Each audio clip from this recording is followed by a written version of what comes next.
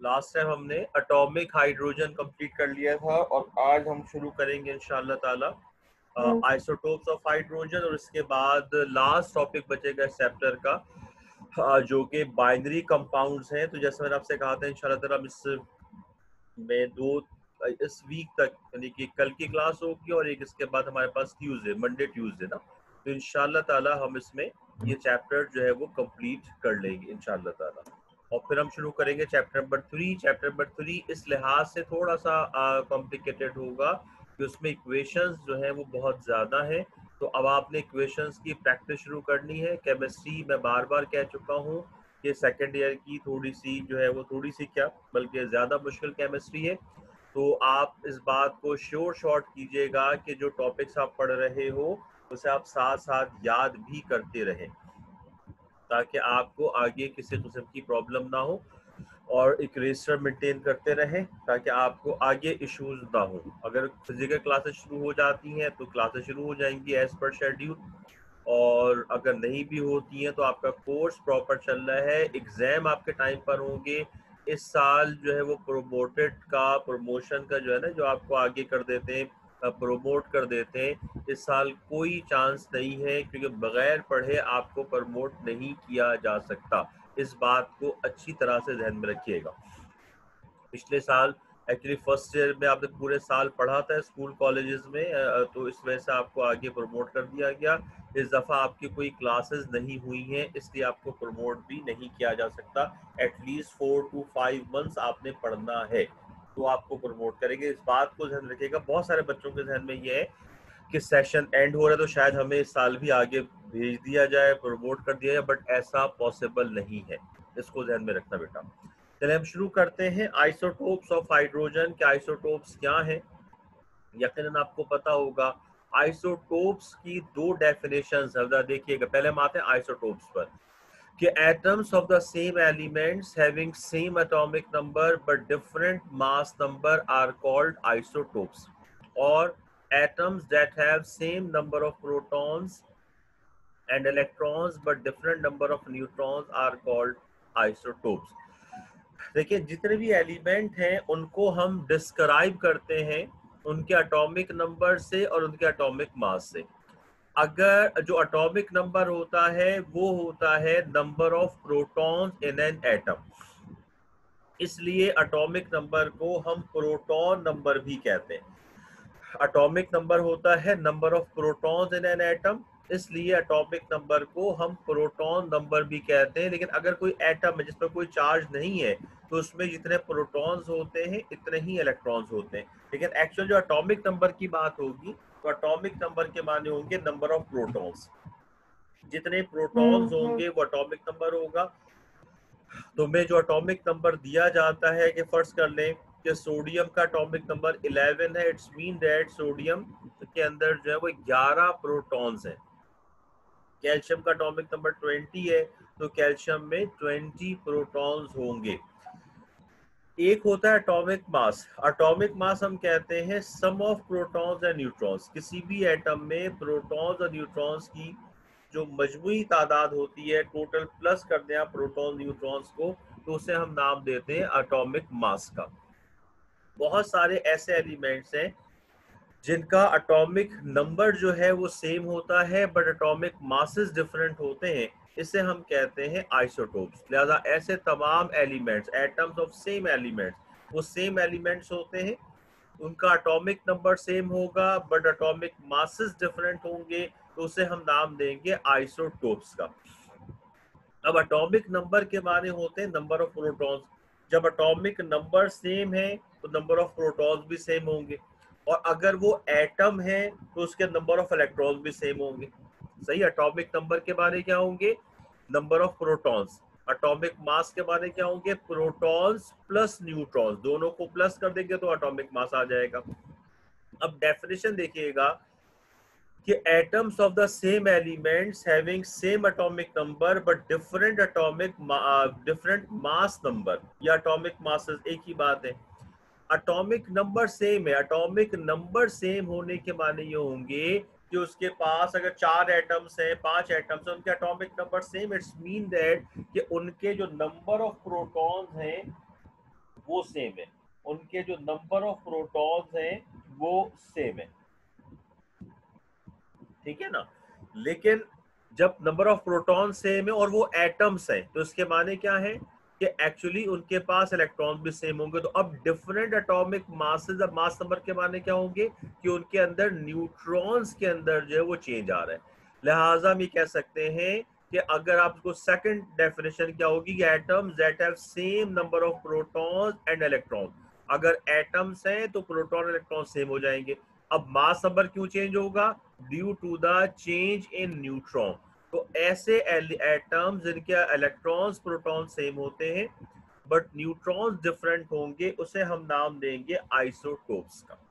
ठीक है बेटा। अब इस आइसोटोप्स को जे जे थॉमसन ने एक्चुअली, इसे जो है वो 1931 के अंदर जो है, जब जे जे थॉमसन नियोन की प्रॉपर्टीज को ऑब्जर्व कर रहा था, तो उस वक्त इसने आइसोटोप्स को जो है वो डिस्कवर किया, और उसके बाद से बेशुमार आइसोटोप्स जो हैं वो हमने हासिल करने शुरू कर दिए। अब आते हैं आइसोटोप्स ऑफ हाइड्रोजन। जब हम आइसोटोप्स ऑफ हाइड्रोजन की बात करते हैं तो बहुत सारे, तकरीबन नियर अबाउट 28 आइसोटोप्स जो हैं वो हाइड्रोजन के मौजूद है। लेकिन वो उनकी स्टेबिलिटी के लिहाज से, उनकी प्रॉपर्टीज के लिहाज से तीन बेसिक्स आइसोटोप्स हैं हाइड्रोजन के। उन 28 में से तीन जो है वो बेसिक्स आइसोटोप्स हैं हाइड्रोजन के। एक को हम नाम देते हैं, अच्छा ये जो आइसोटोप्स ऑफ हाइड्रोजन है ये जो है वो रिपोर्टेड किया था मेंजल ने इन 1931।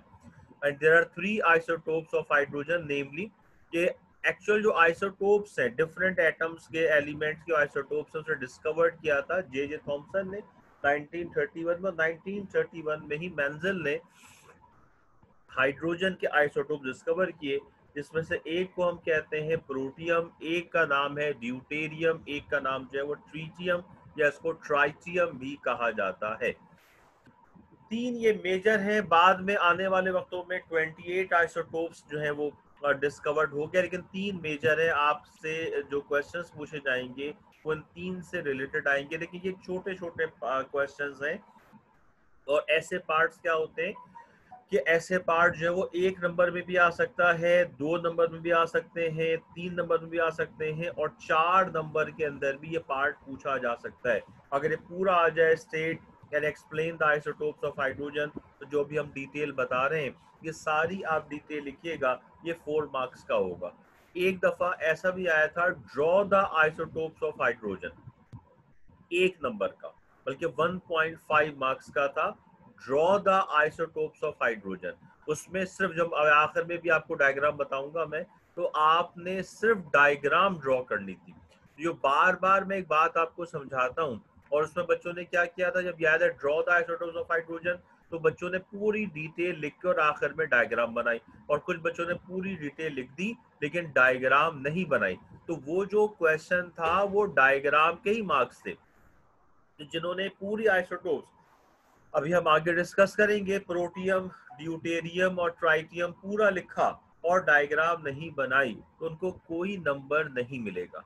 जिन्होंने पूरा लिखा और डायग्राम बनाई तो उनको सिर्फ डायग्राम के नंबर मिलेंगे, और जिन्होंने सिर्फ डायग्राम बनाई उनको भी पूरे नंबर मिलेंगे, भले उनका टाइम बहुत सेव हो जाएगा। तो एक्चुअल जो सबसे इंपॉर्टेंट चीज मैं बार बार आपको फर्स्ट ईयर से कहता हुआ आ रहा हूँ, लेकिन क्योंकि तुमने फर्स्ट सेम में पेपर नहीं दिया, लिहाजा वो चीजें अभी भी आपके जहन में कंफ्यूजन कर रही होंगी। तो ये जहन में रखना कि जो क्वेश्चन जितना पूछा जाए इतना ही जवाब लिखना, एक्स्ट्रा लिखने की कतई जरूरत नहीं है। मार्क्स जो आपके आते हैं वो उसी के आते हैं बेटा जो पूछा जाए, उसी के नंबर होते हैं, आगे पीछे नहीं होते। एक दो लाइनें पहले, एक दो लाइनें आखिर में, as a result, as a introduction, ये तो आप कर सकते हो, बट आप पूरे पूरे पेजेस इंट्रोडक्शन में लिखें और पूरे पूरे पेजेस ऑफ रिजल्ट पर लिखें और अपनी बहुत सारे ओपिनियन डाल दें, तो उसके नंबर नहीं होते। प्रेजेंटेशन आप अच्छी करें, बिल्कुल करें, लेकिन एक्स्ट्रा चीजें ना लिखें जिससे तुम्हारा टाइम जो है वो उसके अंदर प्रॉब्लम हो। अगर आपके पास टाइम बहुत है तो आप जितना चाहें उसके अंदर आप ड्राइंग बना दें और आर्टिस्टिक अपना वर्क कर दें, लेकिन टाइम देख कर।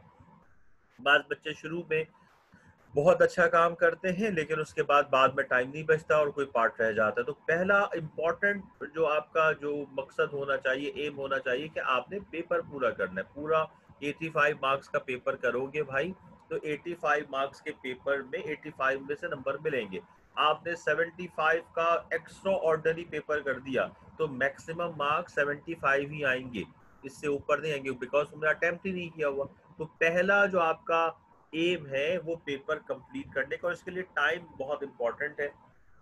टाइम मैनेजमेंट आपको बार बार मैं इस पर डिस्कस करता रहता हूँ, इसको जरा आपने लाजमी चेक करते रहना है, क्योंकि ये सारे क्वेश्चंस कंफ्यूजन जो है ना, कंफ्यूजिंग क्वेश्चंस होते हैं जो आते रहते हैं।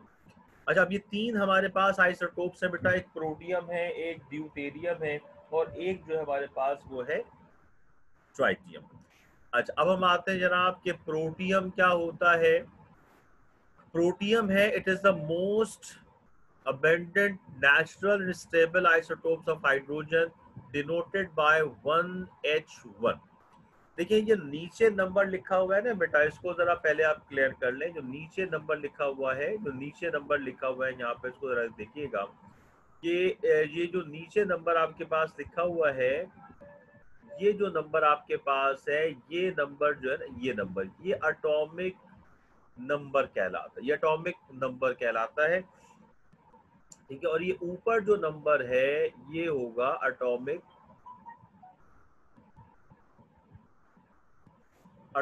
मास हो जाएगा, ठीक है बेटा, ये हो जाएगा एटॉमिक मास। नीचे वाला जो नंबर है ये एटॉमिक नंबर है, ऊपर वाला नंबर क्या हो जाएगा, एटॉमिक मास हो जाएगा, ठीक है। एटॉमिक नंबर के माने क्या होंगे, number of protons. Atomic number के माने क्या होंगे, नंबर ऑफ प्रोटॉन्स।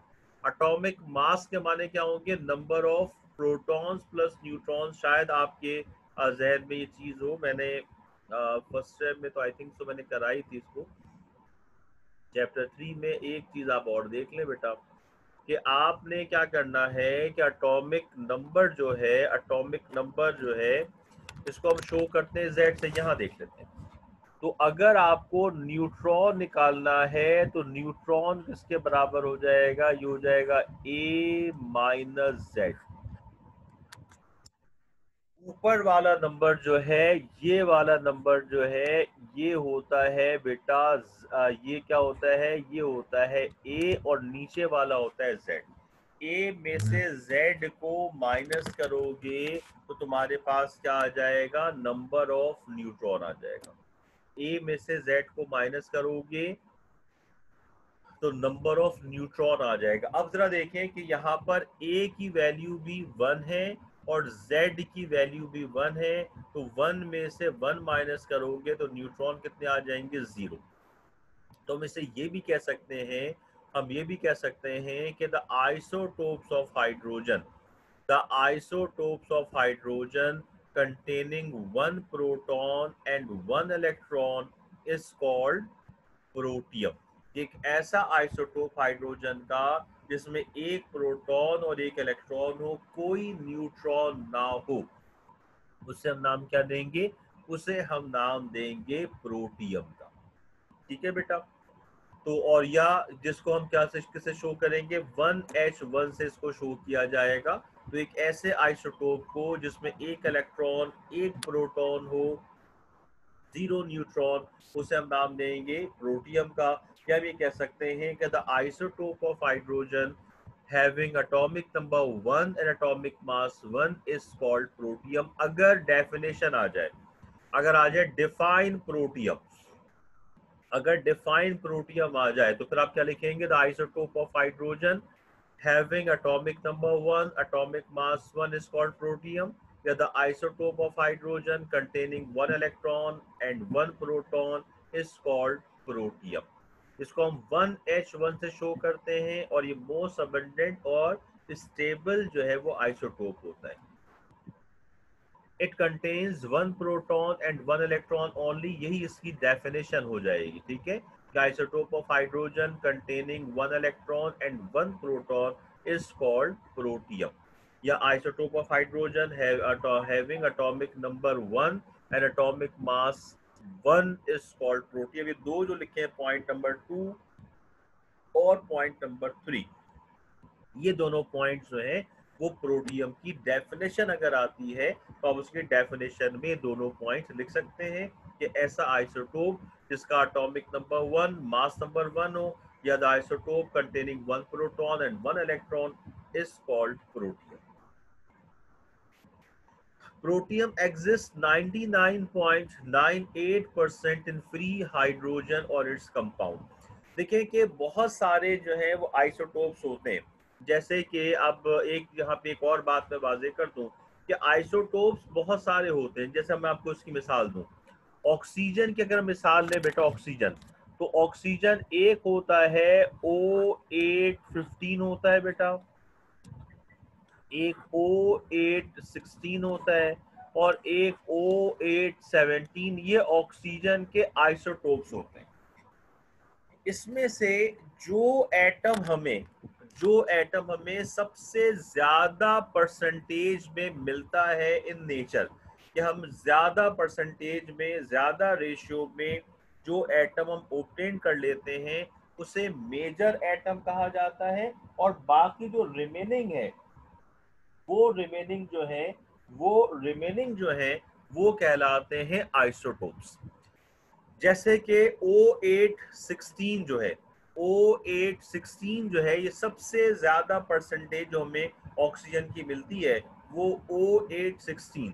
तो आप जब भी सिर्फ ऑक्सीजन का नाम लेंगे तो सबके जहन में बात आ जाएगी कि हम बात कर रहे हैं O816.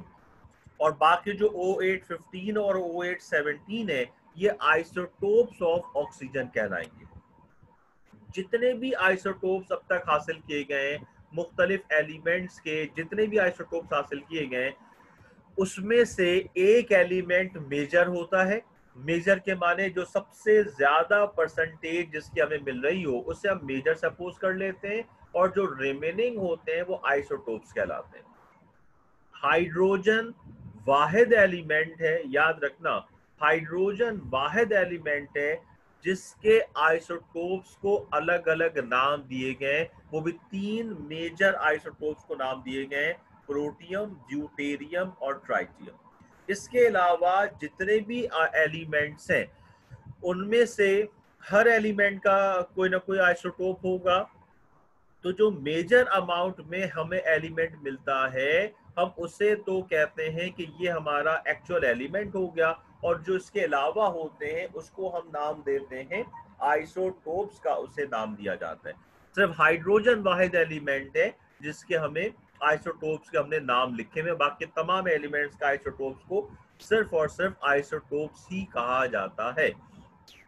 लिहाजा हाइड्रोजन में जो प्रोटियम है ये हमारा मेजर हाइड्रोजन है, क्योंकि प्रोटियम, जितनी हाइड्रोजन हमें मिलती है उसमें प्रोटियम जो है वो 99.98% हमें जो हाइड्रोजन मिलती है वो प्रोटियम है, 1H1.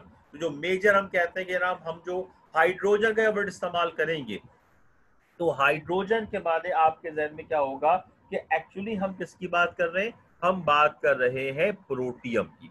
लिहाजा हाइड्रोजन के माने हो जाएंगे प्रोटियम, और बाकी दो जो आइसोटोप्स हैं वो आपने उसको लिखने होंगे कि सबसे ज्यादा जो परसेंटेज है फाउंड जो हमें मिलता है हाइड्रोजन वो है प्रोटियम 99.98%. इसीलिए हम इस प्रोटियम को जो है वो हम नाम देते हैं ऑर्डिनरी हाइड्रोजन का भी इसे नाम दिया जाता है.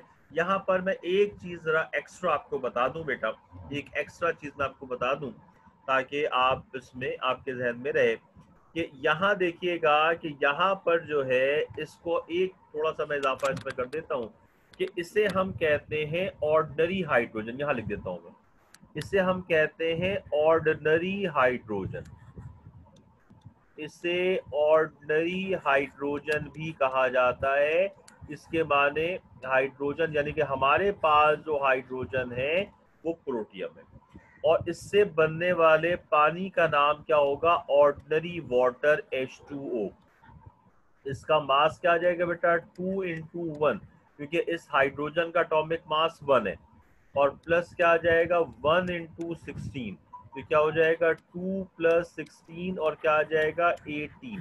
तो जो ऑर्डिनरी वाटर हम जो इस्तेमाल करते हैं वो ऑर्डिनरी वाटर है, और इसका मॉलिक्यूलर मास क्या होगा बेटा, 18 AMU होगा.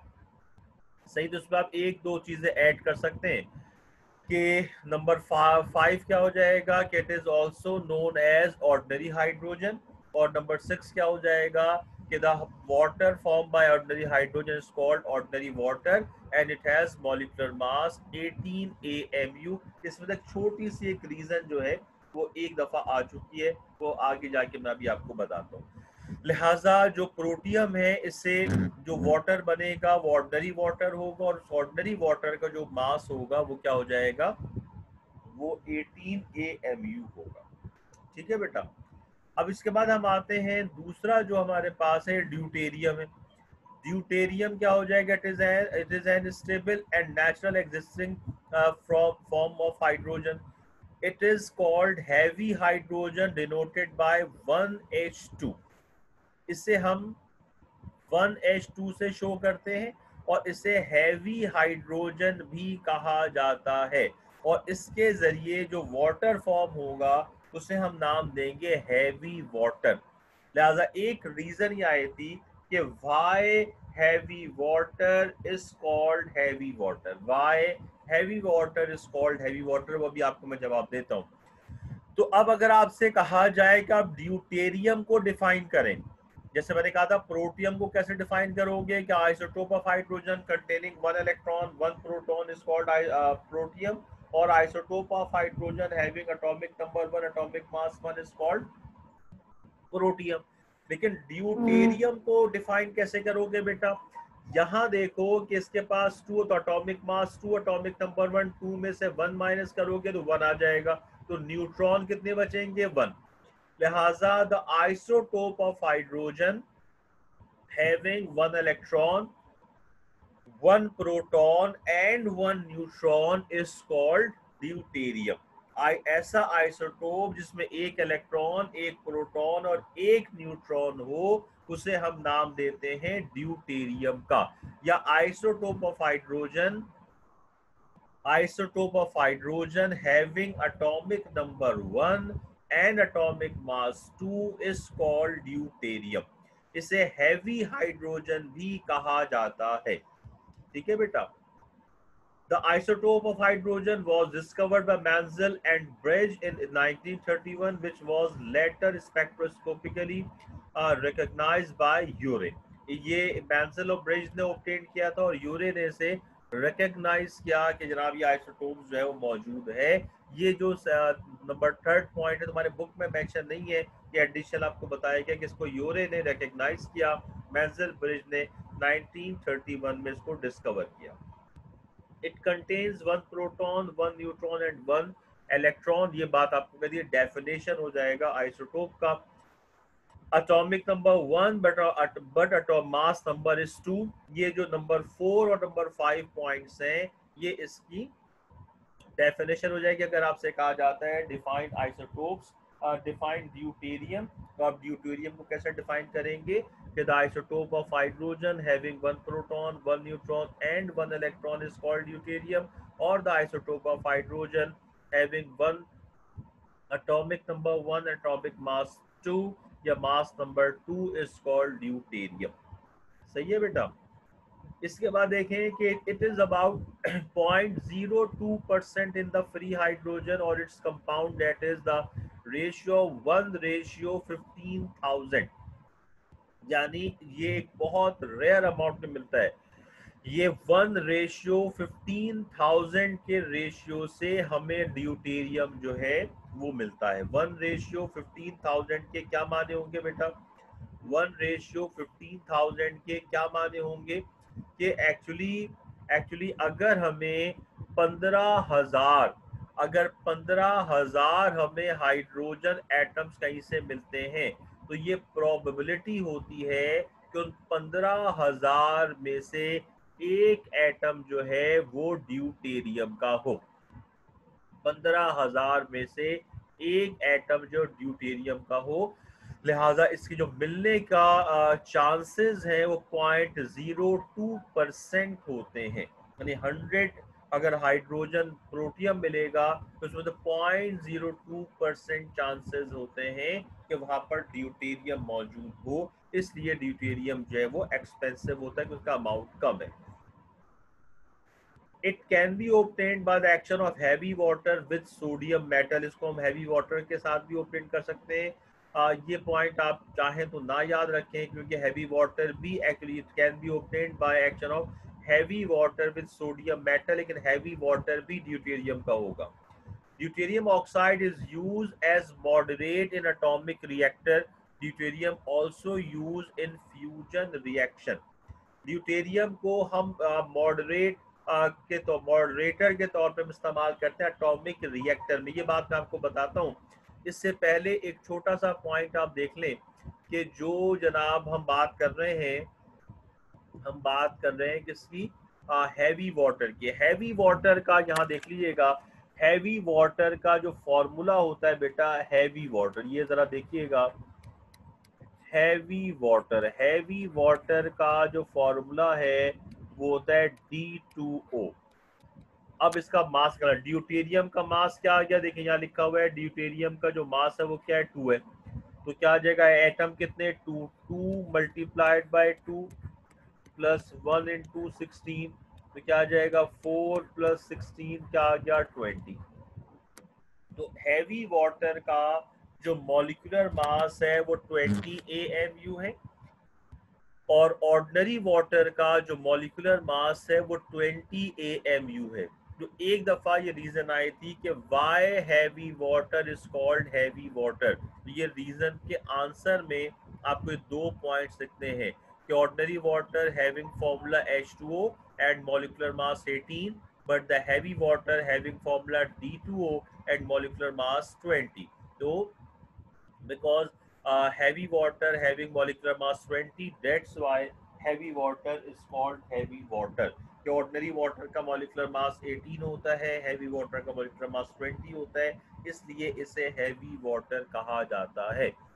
ठीक है, अच्छा अब देखिए जो ड्यूटेरियम है, जो हैवी वाटर के शक्ल में ड्यूटेरियम ऑक्साइड के माने क्या हो जाएंगे, D2O, हैवी वाटर।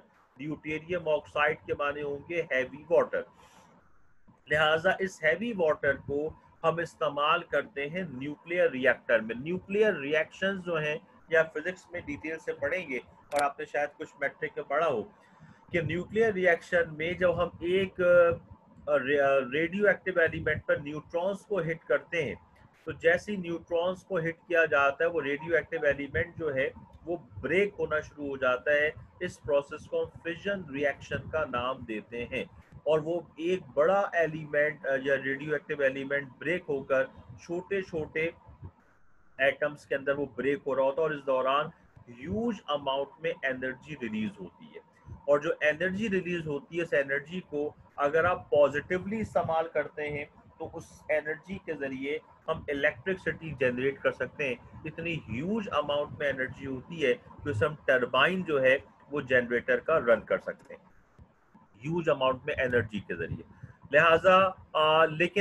लिहाजा जो न्यूक्लियर रिएक्टर में एनर्जी रिलीज हो रही है उसे हम टरबाइन यूज कर सकते हैं। और सेम प्रोसेस अगर ये पॉजिटिव इस्तेमाल कर रहे हैं, अगर एक कंट्रोल्ड रिएक्शन है तो आप उसको एज न्यूक्लियर रिएक्टर को आप इस्तेमाल कर सकते हैं इलेक्ट्रिसिटी की जनरेशन के लिए।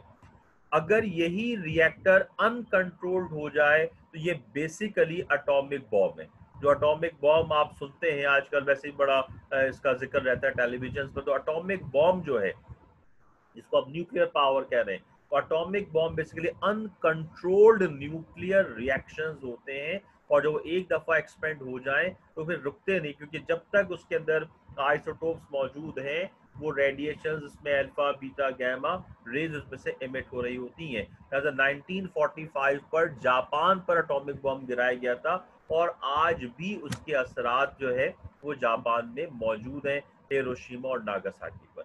अगर कंट्रोल्ड है तो उससे हम इलेक्ट्रिसिटी जनरेट कर सकते हैं उस एनर्जी को यूज करके। अगर अनकंट्रोल्ड है तो इतनी ह्यूज अमाउंट में एनर्जी रिलीज होती है कि सबसे पहले उस एनर्जी और हीट से वो जगह डैमेज होती है, और फिर उस पर रेडिएशन। जैसे जब जापान पे बॉम्ब गिराया गया था तो कुछ सेकंड्स के लिए वहां का टेम्परेचर जो है वो 3000 डिग्री सेंटीग्रेड हो गया था। आप इमेजिन करो कि शहर का temperature 3000 degree centigrade 1800 degree centigrade में आयरन मेल्ट हो जाता है। तो वहां पर लोग एवापोरेट हो गए थे, मेल्ट हो गए थे, उड़ गए थे, वेपर्स के शक्ल में लोग वहां पर एवापोरेट हो गए थे जब इस पर हिरोशिमा पर बॉम्ब गिराया गया था। कुछ लम्हों के लिए उस शहर का टेम्परेचर 3000 डिग्री सेंटीग्रेड, जब हीट रिलीज होती है तो वहां पर ह्यूज अमाउंट में जो है वो एनर्जी भी रिलीज होती है, जिसकी वजह से टेम्परेचर बहुत ज्यादा इंक्रीज हो जाता है। तो डेट्स वाई ड्यूटेरिया, अच्छा, जब न्यूक्लियर रिएक्टर में एक दफा रिएक्शन स्टार्ट हो जाए तो उसको स्टॉप करना बड़ा मुश्किल होता है। उसको हम स्लो डाउन कर सकते हैं, उसको स्टॉप नहीं कर सकते। लिहाजा उसको स्लो डाउन करने के लिए हम वहां पर हैवी वाटर को एज अ मॉडरेटर यूज कर सकते हैं या करते हैं न्यूक्लियर रिएक्टर में, जिससे वो न्यूट्रॉन्स की स्पीड को स्लो करके और उस रिएक्शन को स्लो डाउन कर सकते हैं या करते हैं, लेकिन उसको आप रोक नहीं सकते। ठीक है बेटा। तो इसके बाद हम आते हैं जनाब, इसके बाद हम आते हैं नेक्स्ट जो हमारा, इसके बाद इसके साथ ही हम जो डिस्कस करेंगे, ये देखिएगा कि ड्यूटेरियम ऑक्साइड, ये H2 1H2 1H2, ये 2He प्लस न्यूट्रॉन, ये फ्यूजन रिएक्शंस के अंदर जब इसको हम इस्तेमाल करते हैं, ये चीज आप फिजिक्स में पढ़ेंगे। इसके बाद आते हैं ट्राइटियम पर। ट्राइटियम क्या होगा? It is the heaviest and unstable isotope of hydrogen. 1H3 के बाद इसको हम T से शो करेंगे। ड्यूटेरियम को कैपिटल D से, इसको कैपिटल T से, और प्रोटियम को P से। 1H3 के माने क्या बेटा? इसका एटॉमिक नंबर क्या हो जाएगा? 1, एटॉमिक मास 3, प्रोटॉन 1, इलेक्ट्रॉन 1 और neutron 2। The isotopes of hydrogen having 1 proton, 1 electron and 2 neutrons is called tritium. The isotope of hydrogen having atomic number 1 and atomic mass 3 is called tritium. ठीक है। It is a simple ratio isotopes of hydrogen by discovered Rutherford. Its half life is 12.5 years. Half life इसकी 12.5 year. Half life क्या होती है कि हर radio active element जो है वो स्पेसिफिक टाइम के बाद अपने इनिशियल एटम का हाफ हो जाता है। लिहाजा इसकी हाफ लाइफ है 12.5 ईयर्स। अगर आपके पास आइसोटोप रखा हुआ है, अगर फर्ज कर लें 100 एटम्स आपके पास ट्राइटियम के हैं, तो 12.5 साल के बाद उस 100 में से 50 एटम्स बचेंगे। अगले 12.5 साल के बाद 25 एटम्स बचेंगे। इस तरह हर रेडियो एक्टिव एलिमेंट जो है अपने स्पेसिफिक टाइम के बाद वो अपने इनिशियल एटम का हाफ हो जाता है। इसे हम नाम देते हैं half life of element.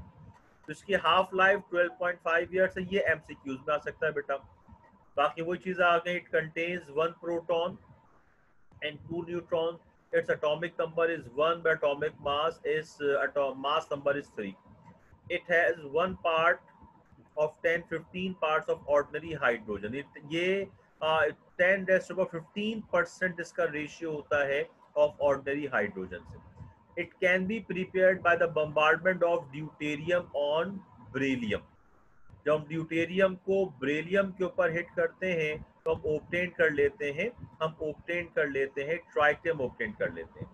It is use as a reaction tracer, also use in nuclear fusion reactions को भी हम फ्यूजन रिएक्शन में एनर्जी इंक्रीज करने के लिए, एनर्जी ऑब्टेन करने के लिए इस समय इस्तेमाल करते हैं। बट ये जो पॉइंट्स आपके पास हैं, ये नंबर 6 और 7 पॉइंट, ये आप याद ना करें, तुम्हारी बुक में नहीं है।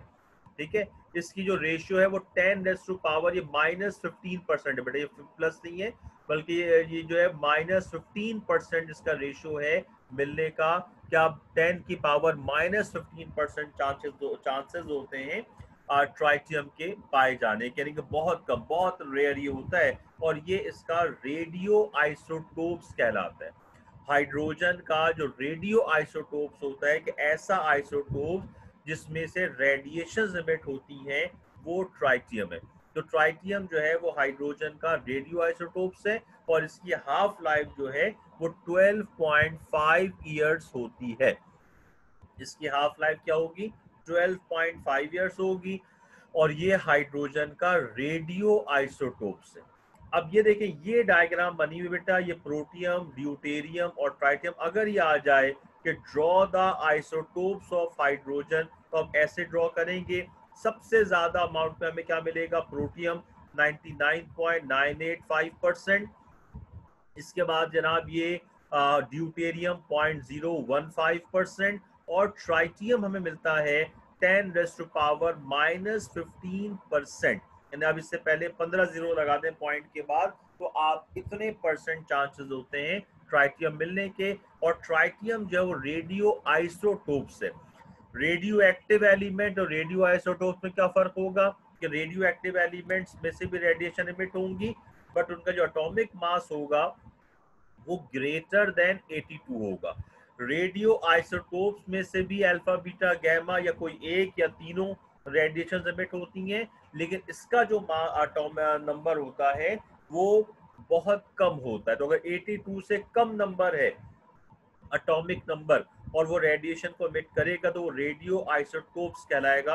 आप रेडियो आइसोटोप्स ध्यान रखिएगा। जहां पे रेडियो आइसोटोप्स आ जाए इसके माने क्या है कि वो एक्चुअल एलिमेंट नहीं है बल्कि वो उसका आइसोटोप है जिसमें से रेडिएशन एमिट होगी। और रेडियो एक्टिव एलिमेंट के माने क्या होंगे कि वो एक्चुअल एलिमेंट है, रेडिएशन एमिट कर रहा है और उसका जो एटॉमिक नंबर है वो ग्रेटर देन 82।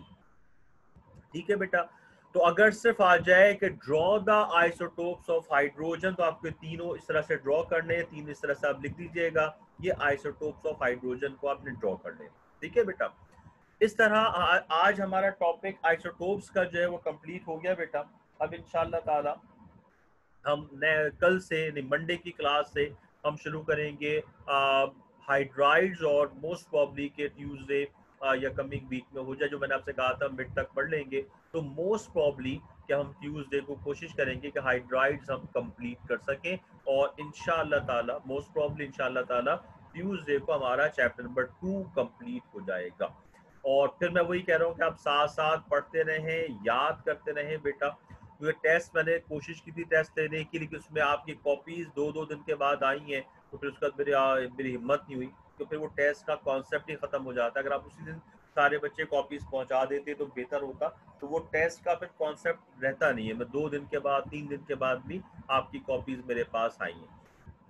तो थोड़ा सा आप इस बात को ध्यान में रखिएगा। चलिए आज हम अपना लेक्चर यहाँ तक वाइंड अप करते हैं बेटा। इंशाल्लाह ताला फिर मंडे जो है वो हम बाइनरी कंपाउंड, जो बड़ा इंपॉर्टेंट कंपाउंड है, टॉपिक है, वो इंशाल्लाह हम शुरू करेंगे। That's all today.